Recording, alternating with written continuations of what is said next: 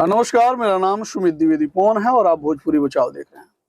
भोजपुरी बचाओ आप देख रहे हैं, बात भोजपुरी में होनी चाहिए, लेकिन आपको बता दें कि इंटरनेशनल लेवल पे हमारी मातृभाषा यानी कि हिंदी को जाना जाता है, समझा जाता है, सुना जाता है।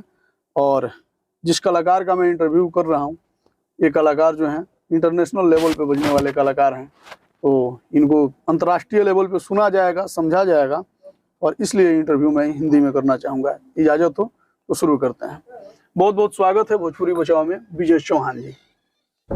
सबसे पहले सुमित भैया चाहे सुमित बाबा जौन भी कही हमरा दिल से आवाज आवता। सबसे पहले रुआ के प्रणाम। हमारे तरफ से बहुत सारा आशीर्वाद बा आपके, ठीक ना। और जैसे एगो गायक आइल इंडस्ट्री में रिकॉर्डिस्ट बनला के बाद से मजबूरी के नाम महात्मा गांधी जी गायक बनने के लिए हमारे ख्याल से आप इंडस्ट्री में आए हुए थे, और उसके बाद फिर आप रिकॉर्डिस्ट का काम करना स्टार्ट किया आजीविका चलाने के लिए, ताकि लोग ये ना कहे कि नाकामयाब हो गया। शायद अगर मैं गलत नहीं हूं तो आप फिर कंपोजर भी बनने का प्रयास किए, ठीक ना। बहुत बड़ी सफलता आपके हाथ नहीं लग रही थी, फिर आप गीतकार बने, और गीतकार बनने के बाद एक आप बहुत बड़े गायक भी बन गए, और बहुत बड़े गायक बनने के बाद से आप हीरो भी बन गए। आपको बहुत ही साधारण तरीके से हमने रिप्रेजेंट इसलिए किया कि विजय चौहान से मैं बात करा रहा हूँ, क्योंकि मैं कंफर्म ही नहीं हो पा रहा था कि मैं आपको गायक कहूँ, अभिनेता कहूँ, गीतकार कहूँ या संगीतकार कहूँ। तो आपकी बहुत सारी उपलब्धियां हैं, और बहुत सारी उपलब्धियों के साथ किसी एक उपलब्धि के साथ अगर आपका नाम जोड़ दिया जाए तो ये गंवारा होगा। सबसे पहले आपसे यही सवाल होगा कि इस इंडस्ट्री में अगर कामयाब नहीं होते, अगर इस इंडस्ट्री में आप एक अच्छे गायक नहीं होते, एक अच्छे लेखक नहीं होते, और एक सफल एक्टर की तरफ भी आप अपना रुख कर रहे हैं, अगर ये सब कुछ नहीं होते तो आप क्या होते? भोजपुरी बचाओ चैनल को देखने वाले तमाम श्रोता, जनता, जनार्दन, चाचा, भैया, माता, बहन, सबको मेरा सादर प्रणाम। और आपने पूछा कि अगर इस इंडस्ट्री में हम गायक या फिर लेखक, हाँ, गायक, लेखक, मतलब इंडस्ट्री कुछ भी, हाँ, अगर इस इंडस्ट्री से हम दो पैसा ना कमाते तो क्या करते जी। देखिए, जब हम इस इंडस्ट्री में स्ट्रगल शुरू किए थे, साहिल सन्नी फिल्म प्रोडक्शन बसवरिया चौक सीतामढ़ी से, वो सन था 2007। 2007 से हम शुरू किए थे। कपार पे बहुत बोझो रहे, हम भोजपुरी में बोले। अच्छा, तो गायक बने रुआइल नहीं कि गायक बने हम आई रानी, गायक बने? हाँ, ये तो क्लियर बात बा। हमरा हिंदी बहुत तनी लगता है में से हम कौनो बात नहीं है। ये लिए देखिए, हिंदी ये लिए हम बोलीला कि एगो इंटरनेशनल लेवल पे करे के जानल जाला, पहचानल जाला, सुनल जाला, ऐसे हिंदी बोलीला। हालांकि मने हमरो हिंदी बोले के शौक ना हुए, ठीक ना, हम भोजपुरी बोलल चाहिला। लेकिन इंटरव्यू के मतलब होला कि रुआ के मने अगर बुद्धिजीवी वर्ग के लोग अगर रुआ के सुनता, कई जगह मैंने भोजपुरी हिंदी में हो हाँ, हिंदी में लोग सुने ला, थोड़ा सा हिंदी, थोड़ा सा हाँ, कोनो बात ना, मिक्स जोन मुझे बुझाता हूं बोलल जाए।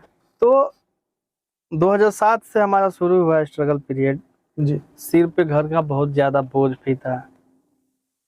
माँ बाप को लोग ताना भी मारते थे, जी जी, कि का तो लइका बना, चनिया बजनिया बना। अच्छा, ये लइकवा जब गाना गावे आई, ठीक ना, तो ओकरा तो पैसा लागत रहे, लइकवा के घर से मने पैसा मिलल या 10,000 रुपया और परछावन में लुटावे खातिर देहातवा में लोग जुटा के लोग रखत रहे। बिल्कुल बिल्कुल। तो गरीबी रेखा से नीचे के हम है, तो अम्मा हमारे 10,000 रुपया जुटा के कौन 5 के कड़कड़िया नोटावा, 5 के, 2 के, 10 के ए टाइप से धैले रहली, तो उहे देले रहली। तो जाके देले रहनी, तो 2007 में हम दूगो गाना गेल रहनी। एल्बम के नाम रहे आजा माई फ्लाइट से। आजा माई फ्लाइट से, हाँ। अच्छा, विजय चौहान जी जिसे रुआ कहते हैं दूगो गाना गोले नहीं, ओकरा डिजिटल जमाना ना रहे, ये बार एगो गाना गा के लोग भी स्टार बन सकेला। ओकरा 8 गो 10 गो गाना के एगो मने कैसेट बनत रहे, और 2007 के अगर बात करते नहीं तो ओकरा रील वाला कैसेट बनत रहे। तो दूगो गाना रुआ रिलीज कहाँ कोई नहीं? दूगो गाना वो रिलीज साहिल सन्नी फिल्म प्रोडक्शन के माध्यम से दोनों गाना भई रहे। जी जी। और ओकर कैसेट बनल रहे। अच्छा, ओई मनिए डलाइल है वो दोनों गाना, सीडी जी। तो दूगो गाना में, मतलब वो एल्बम में 8 गो गाना रहे, जौना में से 4 गाना अशोक अलबेला जी के रहे, जी जी। 2 गाना हमार भाई दोस्त नीरज निराला जी के रहे, जी जी। उनका से कबो इंटरव्यू करम तो पूछ बिल्कुल, सकिले। बिल्कुल, हाँ। आ वही में 2 गो गाना हमरो रहे। आपके भी रहे। हाँ, हो सकता ओकर सीडी होखे भी कहीं, जी जी। ओके निकालल जाए। प्रथम सवाल में आप ये बोले कि अगर हम इंडस्ट्री में नहीं होते गायक तो नहीं क्या होते, हाँ, अगर इसमें सफल नहीं होते तो क्या होता? देखिए 3 साल मतलब काम कैला के बाद, 3 साल इन्हें उन्हें गैला के बाद, यानी कि 2010 तक 11 तक हमके जब ना समझ में आयल, सिर पे बहन के शादी के भी बोझ बा, गरीबी रेखा से नीचे वाला हालत बा, तो हम चल गए नहीं विशाखापट्टनम अपना गांव के लोग के साथ वेल्डिंग के काम सीखे। अच्छा। तो वेल्डिंग के काम सीखे गई नहीं हो जाए तो लगभग 7-8 महीना में हम वेल्डिंग के हल्का फिल्का फीटर के काम सीख गई नहीं, काम करे लगनी। विशाखापट्टनम से गुजरात गई नहीं काम करे, आ गई 2013, काम कर के पैसा कमा के थोड़ा मोड़ा एगो सामान्य परिवार में ही बहन की शादी करनी, 4 बहन बालो हमार, तो बड़की बहन की शादी की। बिल्कुल बिल्कुल। फिर ओकरा बाद फिर गई, कुछ कर्जा हो गई तो ओकरा के भरे खातिर गुजरात वेल्डिंगे में। जी, माने वो वेल्डर बन गई रहनी। हाँ, वेल्डर बन गई। अब माने मन में धीरे धीरे आवत रहे कि अब काम सीख ले बानी, अब जाएम हम विदेश। अच्छा। अब विदेश जाएम, पासपोर्ट बनवाएम, अब विदेश जाएम, जौन भी गांव के लोग काम करता कह के हम पैसा कमाएम, घर बनवाएम। जी, जहाँ जो भी मिडिल क्लास फैमिली के वो सपना होला। हाँ, काहे से कि गायकी हमरा बस के बात नहीं के। जी। फिर गुजरात में जब गई तो काम कैनी 14, आ गई 15 आ गई तो चाचा कहले कि बाबू जाओ तुम गाना गाओ। चाचा मेरा हेल्पर रहलन, हम कारीगर ऐनी तो आर्या भैया से भेंट भइल। अरे सर, हाँ, मेरे गांव का एक लड़का चंदन गोंड करके पढ़ता था, यहाँ कोई कॉलेज है, कोई इधर है राजेंद्र नगर के साइड में, उधर पढ़ता था वो। तो आर्या भैया से मुलाकात, साइंस कॉलेज वगैरह। हाँ, तो आर्या भैया से मुलाकात हुआ, तो आर्या भैया भी अभी स्ट्रगल ही कर रहे थे। हाँ, स्ट्रगल ही कर रहे थे। उस टाइम उन्होंने मेरे लिए एक छोटा सा स्टूडियो खोला, जना में है कुल है कवर से आईबा ना, ना खाली वोकल रूम। हाँ, एगो माइक रहे। अब रूमवा हॉल बनावे तो हमनी के कमरा ओढ़ लिए, कंबल, वही में अंदरवा गाई, तो हॉल ना बनावे। अच्छा अच्छा। तो ये टाइप के स्ट्रगल रहल बा। अगर कोशिश तो हमार भरपूर रहे, लास्ट दम तक करती, अगर एमे कामयाब ना होती तो हम वेल्डिंग जरूर मरती। वेल्डर वाला। अच्छा, वो वेल्डर अब माने वेल्डिंग तो रुआ भोजपुरी इंडस्ट्री में भी मारता नहीं, केहू के दर्द पर वेल्डिंग मारता नहीं, तो केहू के प्यार पर वेल्डिंग मारता नहीं, तो केहू के कैरियर में वेल्डिंग मारता नहीं। वेल्डर तो वेल्डिंग है मारता है बराबर, ठीक ना।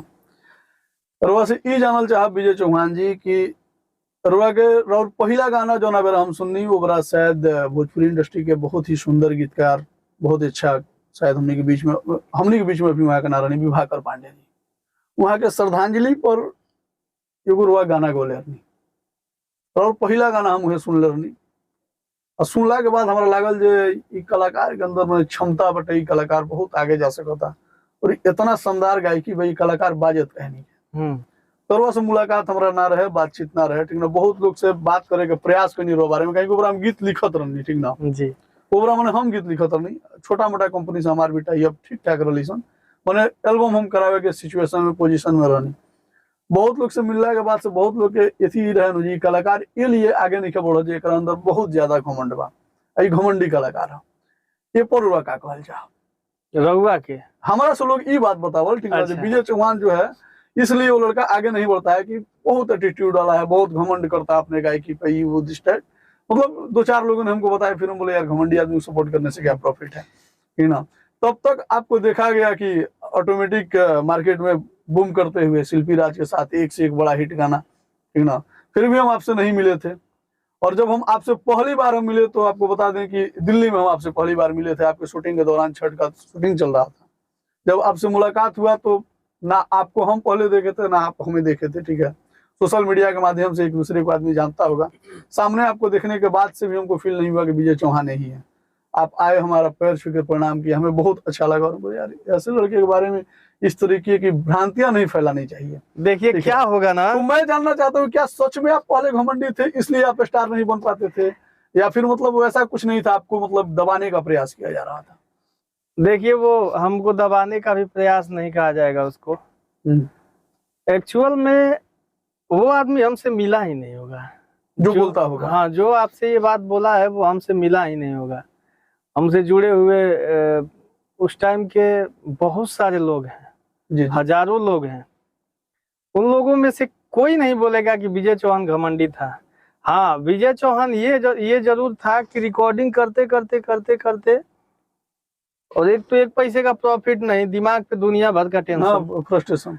ये था कि एक गायक लगातार अलग अलग सुर में रिकॉर्डिंग कर रहा है, उसमें कुछ नए लड़के आ जा रहे हैं जिन लोगों को न ताल पता है न वो पता है, तो कभी कभी उन लोगों को गुस्सा होके बोल देता था। वो जो गाना था ना, पहली बार मेरे दिल को छुआ था, ठीक है, इसलिए मैं चाहूंगा कि उस गाने का 2 लाइन आप सुनाइए। और वो सारे गीतकार लोगों का दर्द था वो गाना, ठीक है, और मैं चाहूंगा 2 लाइन आप सुनाइए। अब तो स्टार आप बन गए हैं, और उस वक्त का मतलब जो था वो ओरिजिनलिटी, आपके दर्द मतलब आपकी आवाज में झलक रहा था उस गीत को लेके, और इसलिए खास तौर पे इमोशन आपके प्रति मेरे दिल में जगह भी था। तो मैं चाहूंगा उसको 2 लाइन आप सुनाइए। मुक्तक याद नहीं है उसका 2 लाइन, बस 2 लाइन सुना दीजिए।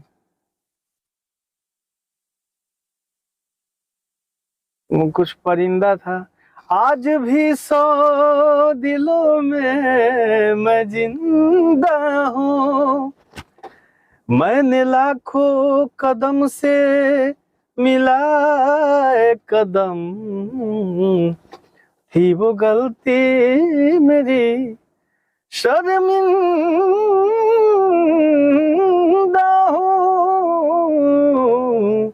इस टाइप का था मुक्तक कि अर्थी सजलों ने गाना गवाता, अर्थी सजलों ने गाना गवाता, अरे विधाता भोजपुरी कहा जाता, अरे विधाता भोजपुरी कहा जाता, कि भैलू गीतकार के तो अब गे बुझाइल हो, पड़ल जब आफत केहू सोझा न आइल हो, बनते स्टार, बनते स्टार हीरो हो जाता न पाता, अरे विधाता भोजपुरी कहा जाता, हाय रे विधाता भोजपुरी कहा जाता। वाह, बहुत ही सुंदर, ही मने दिल के छुए वाला एक एक शब्द रहे। और विजय चौहान जी, ओकरा बाद हमरा और कोनो गाना फिर ना सुननी ठीक ना, एक के बार और गाना जब शिल्पी राज जी के गाना नैया डोले, बंगलिनिया, ये सब गाना जब बाजे लगली सन, पूरा मार्केट में हल्ला होके लगल विजय चौहान ठीक ना। उसके बाद से ये पान वाला गाना, खाई के पान वाला जो है, गर्दा भोजपुरिया मर्दा गर्दा गर्दा इसे करके गाना, ये गाना जब सुननी तब लगल कि यार फिर विजय चौहान मार्केट में। तो फिर हम ओकरा पर देखनी भाई ये गीतकार, फिर मन में मन खटकल ठीक ना, ओकरा से फिर के सर्च करनी तो देखा नहीं वही फोटो भाई गीतकार में भी, तो फिर कहनी ये वही आदमी है। तो फिर से मैंने टच में आवे के प्रयास करनी, लेकिन एगो बात मन में ई खटकत रह गई कि रुआ गायक बने जब आई रहनी और गीतकार के दर्द के समझते हुए भी, का फिर मैंने गीतकारी रो वो दर्द के समझ के गीतकारी शुरू करनी, या फिर मजबूरी में शुरू कर लेनी गीतकारी और मजबूरी या जरूरी? हम मजबूरी में गीतकारी शुरू कर रहे, मजबूरी में। हाँ, जरूरी में ना, ये मजबूरी रहे, हमके बहुत परेशानी होता है। अब जैसे मान ली कि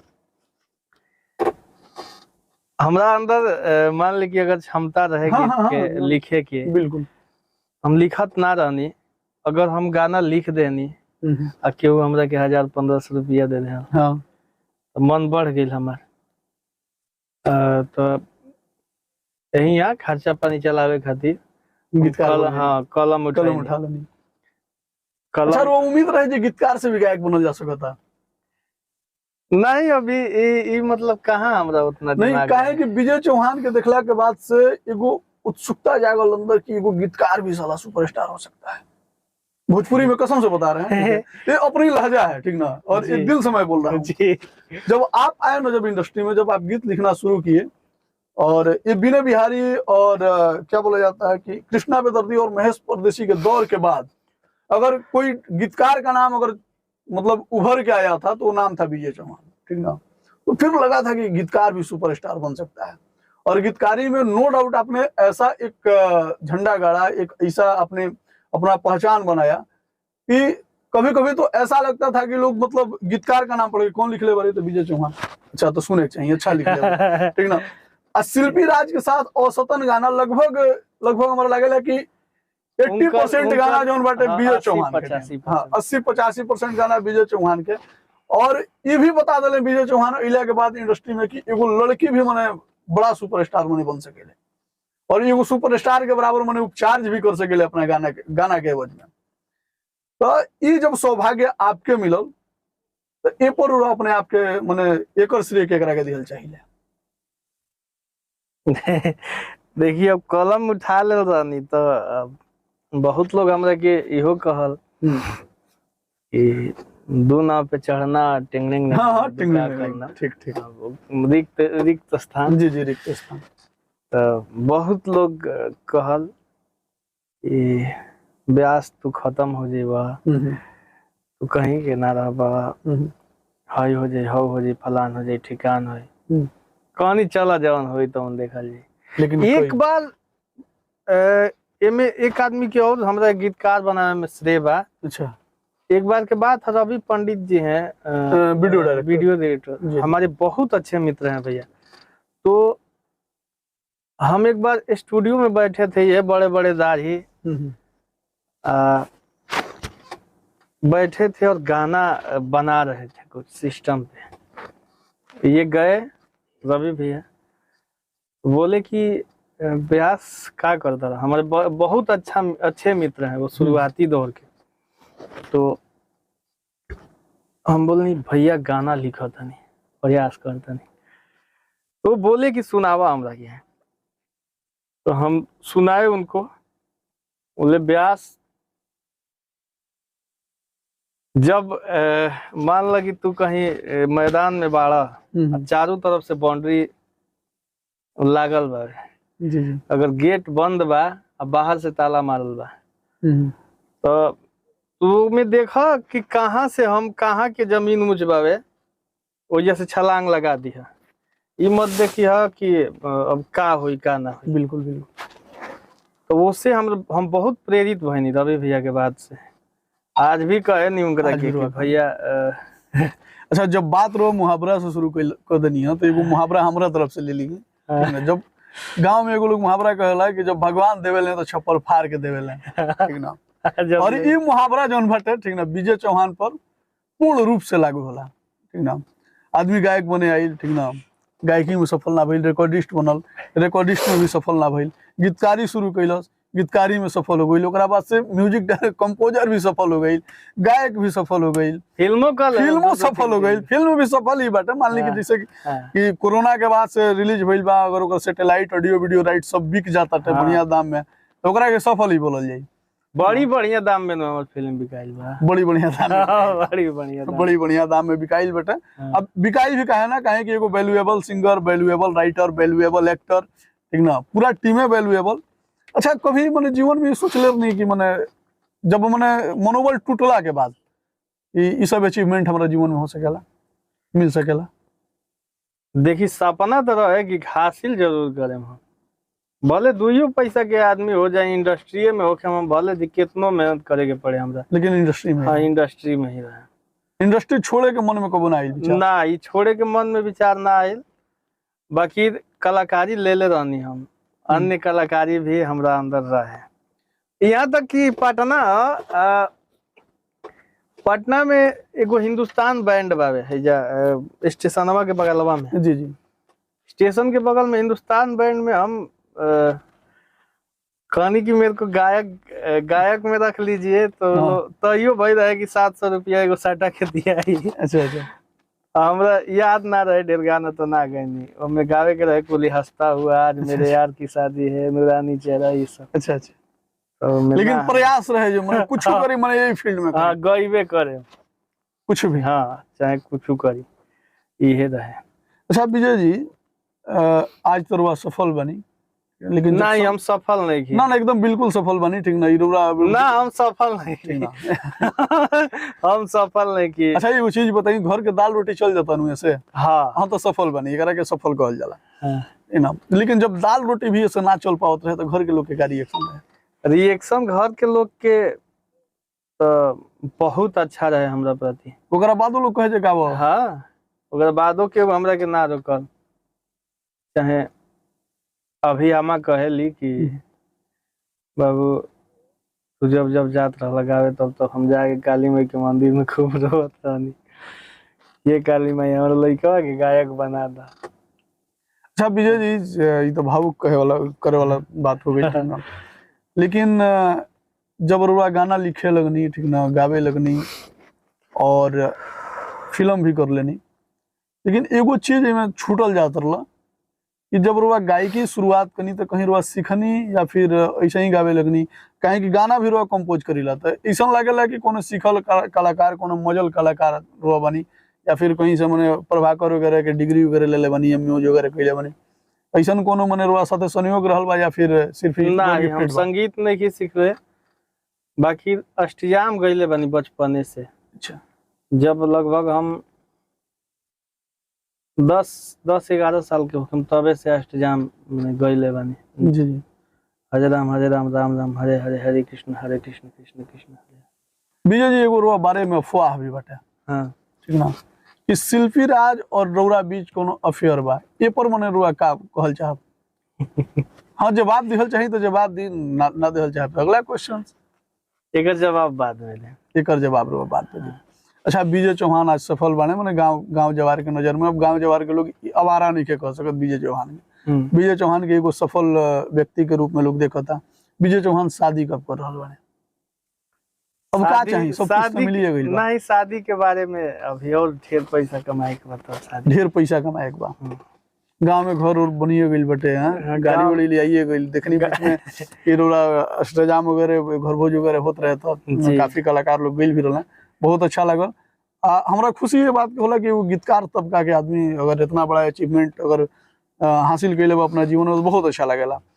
अच्छा गायकी और लेखनी से ऊपर अभिनय, जब रुआ फिल्म करे गई फिल्म खातिर एक्टिंग के कहीं से एथी कोर्स कहीं या फिर ऐसे ही बस नेचुरल जो गांव में?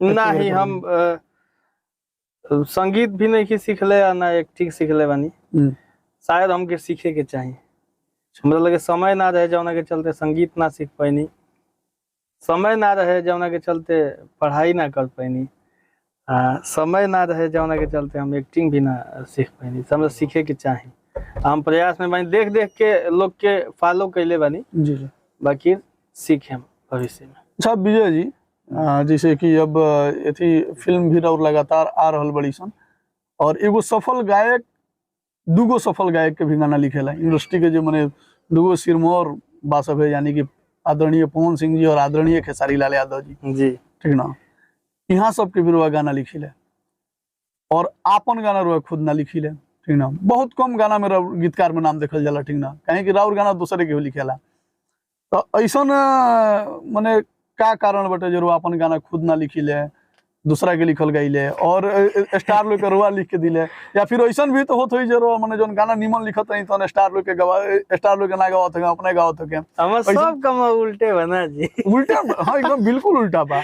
अच्छा जानते नहीं अपना गाना पर हम सही में मेहनत ना होला, हमरा से पता ना का है, यही से दूसरा कोई से लिखवाइले। हाँ दूसरा के से लिखवा लीले अपन गाना। अच्छा अगर रोआ साथ एगो संयोग बटे, माने विजय चौहान के अगर केहू गाना लेता तो ओकरा फायदा ई हो जाए गीतकार के पैसा ना देवे पड़ी, हीरो के पैसा ना देवे पड़ी, ओकरा गाना के खाली पैसा दे के माने ऑडियो वीडियो करा सकता गायक के। रोआ साथ माने दूगो संयोग बटे। हाँ काहे कि हम गाना लिखला के उसे पैसा ना लीले, ई सत्य बा। आज तक जे भी फोन कैले बा हमरा पास की गाना लिखा आई करा हो करा, हम पैसा ना दिले। केहू अपना मने अगर दे दे तो मनो ना हम करी एक दो बार मना करे ना करे, ओकरा बाद अगर हेजे रख दम तो बाद में हम उठा ले। हाँ। ई बात। माने गाना गइला के पैसा लेकिन ली ले, गावे के तो पैसा ले तो हाँ, गाना गावे के पैसा ली ले, बाकी वो में कोनो हमर डिमांड नहीं है कि हमरा इतने चाहिए, भैया 1 रुपया देबा तो हम गा दे। विजय चौहान का अगला स्टैंड का बा? अगला स्टैंड बा कि हम भोजपुरी में अच्छा काम करिए, अपना भोजपुरी में रहे हम। अच्छा एगो चीज और देखल जाला, माने अक्सर लोग कहला जे पवन सिंह के टीम के काम करता हो, खेसारी टीम के काम नहीं करत, जो खेसारी टीम के काम करता हो पवन सिंह के टीम के काम नहीं करत, और दोनों टीम के साथ कैसे काम करी जा, माने चुंबक लगा के दिन में घुमिला या फिर काहे से कि हमार दोनों टीम के साथ बड़ी प्यार मिलेला, दोनों टीम से, दोनों भैया लोग से बड़ा प्यार मिलेला। और क्यों मना ना करला जो उनका के लिखत हो तो हमरा के मत लिखा, हमरा नहीं केहू के केहू मना ना करेला, यानी कि ये कहल जाला माने हरियर दाढ़ी के चाहत सबके रहेला। हाँ हां, अब जौन भी कहीं रहेगा। अब मान ली कि लगातार फिल्म पर फिल्म आवे लागो, गायकी और लेखकी के साइड कदम या फिर चल ना करे हम अपना फिल्मों में हम ही सब गाना लिखले बनी, सब गाना गइले बनी। सब प्राथमिकता रुआ कोना चीज के दिले, लेखकी के दिले या फिर गायकी के दिले या फिर अभिनय के? सबसे बड़ा प्राथमिकता हम गायकी के दिले, गायकी के दिले। हाँ सबसे बड़ा, 2 नंबर पे लेखनी बा हमार। अच्छा ये जोन फिल्म आपके आई रहला, ये फिल्म रिलीज कब हो रहल बा सिनेमा हॉल में? ये रिलीज भी ग्लोबल म्यूजिक में सब पोस्ट प्रोडक्शन होके फाइनल हो गइल बा जी। अभी ऊपर डिस्कस चलता है कि कौन टाइप से रिलीज करेगी बा। एकरा बाद थोड़ा सा लेट, एकरा बाद को फिल्म लाइन में बड़ी सन? पहला साजिश, दूसरा दुल्हन मेरे हस्बैंड की जी, तीसरा हारमोनिया। यार इंटरव्यू बहुत छोट करे के प्लान में रहनी है, लेकिन बातें इतना बड़ी सन जो मने का बोल जाला खत्म नहीं खे हो, आ शायद रोरा एगो किताब के जैसे बनी जो ना के एक दिन में समाप्त नहीं। अच्छा ई बदलाई रहुआ अखबार में लागल कि विजय चौहान घमंडी होगा, कहीं तो मैं बोल रहा हूँ नहीं। हमारा देखिए हम चैनल पर और इंटरव्यू करता नहीं, और हमारा दायित्व तो बनता है कि सबके हम तो हमरा नहीं विजय घमंडी बने। हाँ लेकिन हाँ एगो चीज के घमंड लागल हमरा जो हम बताए कैमरा के सामने, आप सब भी देख ली ठीक ना। इनको हम बोले कि इंटरव्यू आपसे मिलना है, तो ये बोले कि 2 घंटा बाद हम लोग मिलते हैं। आगे 4 घंटा से इंतजार करते नहीं, गोल फुट गइल बा, 100 ग्राम खून गिरल बा भाई, देखियो 100 ग्राम खून गिरल बा। ओकरा बाद यहाँ के आवत नहीं ठीक ना, तो अनिए तो मुलाकात वगैरह भइल, फिर पूछा तनी का करे के बा ठीक ना, तो तनी दुख लागल, हमरा लागल घमंड बा। अच्छा जाए दियो ओकरा खातिर माफी चाहत नहीं जानत, लेकिन ठीक बा घमंड भाग गइल। एगो गाना तनी YouTube पर से हमर मोबाइल बा तनी बड़ा दिक्कत। अच्छा जो जॉन और गाना रिमूव हो जाला YouTube से, समझे जो ब्लॉकबस्टर हिट हो गई, तो हिट बढ़ले बाबे, तो 2 लाइन वो गाना के गुनगुना दी, काहे कि जब और बंगलिनिया उतरल ना YouTube ना, हम जौन उतरल बताओ ना गाना के ना गुनगुना, काहे ओके ना गुनगुना, ये तो ना हिरिस मत करी, आज रिकवर हो जाई फिर। वो गाना के ना। अच्छा जैसे कि सावन के पावन महीना चलते थे, और ये सावन के पावन महीना में कुछ ऐसा अद्भुत कंपोजिशन और अद्भुत राउर गीत जौन रुआ गइले हो कि श्रोता दर्शक के सुनाई। अभी जौन अद्भुत गीत गइले बानी तौन आइले नहीं के, हम बड़ी बढ़िया गाना तो जौन रिलीज बा तौन सुनाई, ओकरा के सुनाई। कौन भैया लगा दी राउर भी रिलीज दिखे भाई बाड़ी सन, तो जौन राउर रिलीज भइल बा अपन गाई पवन भैया सुने, तो पवन भैया के सुने। गाना भाई याद नहीं के बात कर रहे हैं विजय चौहान का, तो विजय चौहान का गाना सुनेंगे। कैसे बा गाना बा? अभी तो रुआ बताइए कैसे बा। हमारी एक क्वालिटी है, कप से होटली कजरा न बिंदी सटली, में कप से होटली कजरा न बिंदी सटली, बन के साधारण चलली भौजी जल ढारन चलली, भाड़ा उतारन चलली भौ चलली।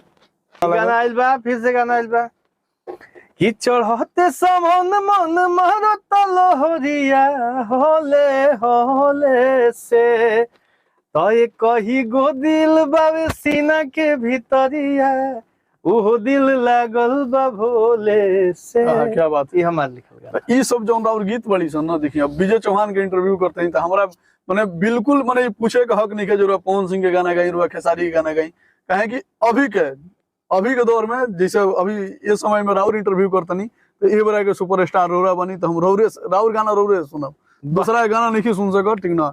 और ये हमारा क्लिक बेट खातिर हम कोनो काम ना करीला, आज तक अपना चैनल पर क्लिक बेट खातिर कोनो काम नहीं किया। हाँ, अपना कलम से लिखल गीत इस साल के सबसे बड़ा गीत कौन अभी तक रिलीज भइल बटे सावन में, उ गीत एगो सुना दी। कहे कि लेखक भी बनी, गायकी वाला सुन लनी, अब लेखकी वाला सुनब, ओकरा बाद फिल्म के डायलॉग सुने, ओकरा बाद फिर परिणाम पाते हुई फिर चल जाए। सावन में जौन गाना लिखले बानी हम कि कुहू कुहू बोले ले कोयलिया सगरो सोर होता, तो गले सूरज देव लाली लेके जग में अजोर होता, कि दर्शन करे खाती भगतन के झूठा नवा भइले ना, ए भोले बाबा खोली ना हो नया नवा, अब बिहानवा भइले ना। वाह, इस साल के वास्तव में बहुत ही सुंदर गीत बटाई और बहुत अच्छा लिखले बनी, ये गीत खातिर शुभकामना बा। और एगो चीज और रोक बताओ तनी, ये इंडस्ट्री में केहू पावर स्टार बा, केहू ट्रेंडिंग स्टार बा, केहू हिट मशीन बा, ठीक ना, तो केहू रिकॉर्ड मशीन बा।